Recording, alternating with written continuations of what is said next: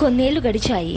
ఒకరోజు శంతనుడు అదే నదీ తీరం వెంట రథంలో వెళ్తుంటే ఒక శబ్దం ఆగకుండా వినిపించసాగింది.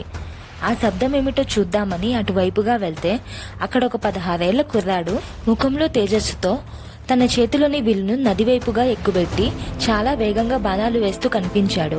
ఆ బాణాలను ఎవరికి వేస్తున్నాడని చూస్తే ఆ కుర్రవాణి ముందున్న నది మధ్యలోనికి బాణాలు వేస్తూ వాటితో ఒక ఆనకట్టలా కట్టి నదినే ఆపేశాడు. ఆ వింతను చూసి శంతనుడు ఆశ్చర్యపోయాడు. ఆ బాలుని దగ్గరికి వెళ్లి నీవెవరి కుమారా అని అడిగాడు. పక్క నుండి ఒక స్త్రీ నా కుమారుడు అని చెప్పింది. ఆమె ఎవరో కాదు, శంతనుని భార్య గంగ. మీకిచ్చిన మాట ప్రకారం వీడిని పెంచి పెద్ద చేసి మీకు అప్పగిస్తున్నానని చెప్పి గంగ వెళ్ళిపోయింది.